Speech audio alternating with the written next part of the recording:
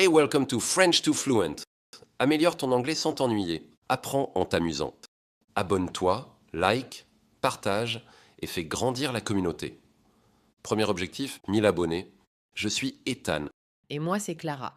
Et aujourd'hui, on va parler d'un sujet que tout le monde connaît, mais que personne n'aime vraiment aborder, l'échec. Oui. Et je vais te dire quelque chose, Clara. Moi, j'ai échoué tellement de fois dans ma vie que j'aurais pu remplir un livre entier. Haha, bienvenue dans le club. Mais c'est justement ça qui est intéressant, tout le monde échoue. Mais pas tout le monde en parle vraiment. Exactement. Et c'est pour ça qu'on est là aujourd'hui. L'échec, c'est quoi vraiment? Alors, Clara, commençons par le début. Pour toi, c'est quoi l'échec? Comment tu le définirais? C'est une bonne question. Je pense que l'échec, c'est quand quelque chose qu'on voulait vraiment ne se passe pas comme prévu. Que ce soit un projet, une relation, un rêve. Oui. Et ce qui est intéressant, c'est que l'échec est toujours personnel. Ce qui est un échec pour moi peut ne pas l'être pour toi. Absolument. Et je crois qu'on a tendance à comparer nos échecs à la réussite des autres, ce qui rend tout encore plus difficile en fait. Tu parles de la comparaison sociale. Et c'est vraiment quelque chose qui peut te détruire psychologiquement si tu n'y fais pas attention. Oui, les réseaux sociaux ont rendu ça encore pire. Tout le monde montre ses succès, personne ne montre ses échecs. Exactement. Et pourtant, les échecs sont souvent les meilleurs professeurs de notre vie. J'aime beaucoup ça. L'échec, c'est le meilleur professeur. Parlons des émotions maintenant, parce que quand on échoue, on ne se dit pas super, j'apprends quelque chose. Non, on ressent des choses très difficiles. C'est tellement vrai. Moi, par exemple, quand j'ai raté ma première grande opportunité professionnelle, j'ai ressenti de la honte. La honte, c'est peut-être l'émotion la plus difficile à porter après un échec. Parce que la honte dit, ce n'est pas ce que j'ai fait qui est mauvais, c'est moi qui suis mauvais. Exactement. Et c'est là toute la différence. J'ai échoué à quelque chose versus je suis un raté. Deux phrases complètement différentes. C'est une distinction fondamentale. L'échec est un événement, pas une identité. Et ça change tout quand on commence à le comprendre vraiment. Il y a aussi une autre émotion dont on parle peu, la déception. Pas seulement des autres, mais de soi-même. Oui, la déception de soi-même est souvent plus difficile à gérer que le jugement des autres.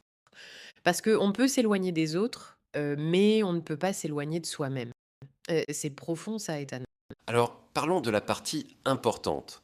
Comment on se relève après un échec? Première chose, il faut se donner le droit de ressentir. On ne peut pas juste passer à autre chose immédiatement, c'est tellement important. Dans notre société, on valorise trop la résilience immédiate.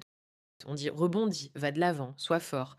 Mais parfois, il faut juste s'asseoir avec la douleur. Rester avec la douleur sans essayer de la fuir tout de suite. C'est pas de la faiblesse, c'est de la maturité émotionnelle. Exactement. Et ensuite, il faut extraire la leçon. Qu'est-ce que cet échec m'apprend sur moi, sur ma méthode, sur mes choix? Et c'est là qu'on parle de résilience. Ce n'est pas ne jamais tomber, c'est développer la capacité de se relever à chaque fois. Et il y a une expression que j'adore, se relever. Pas seulement physiquement, émotionnellement, mentalement. Parce que quand la vie te renverse, et elle le fera, la question n'est jamais si tu vas tomber. La question est combien de temps tu vas rester à terre. Il y a une philosophie que j'aime beaucoup, échouer vers l'avant. C'est-à-dire, Ça veut dire que chaque échec doit te rapprocher de ton objectif, hein, pas t'en éloigner.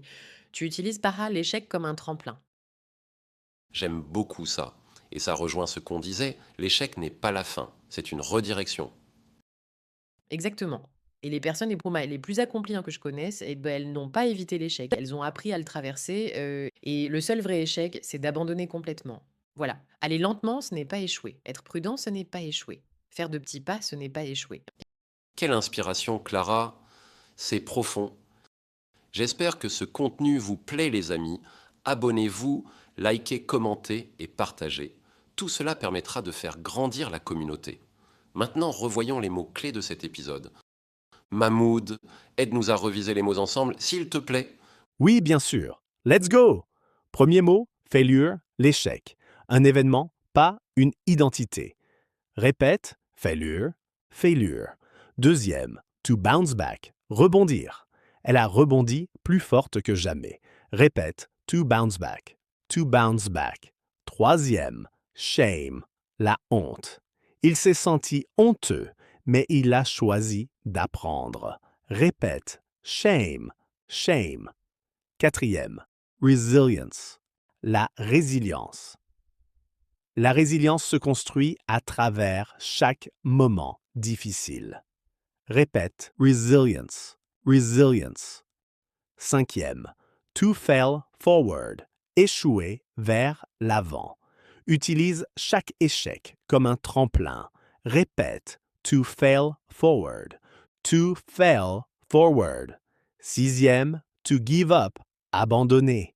N'abandonne pas, ajuste ton approche. Répète, to give up, to give up. Et enfin, disappointment, la déception. La déception de soi-même est souvent la plus difficile à gérer. Répète, disappointment. Voilà pour cet épisode de French to Fluent. J'espère que tu repars avec quelque chose, un mot, une phrase, une pensée. Dis-nous dans les commentaires quel est l'échec qui t'a le plus appris dans ta vie. Et n'oublie pas, échoue vers l'avant toujours. Objectif 1000 abonnés. Abonne-toi, like, partage et fais grandir la communauté Fluent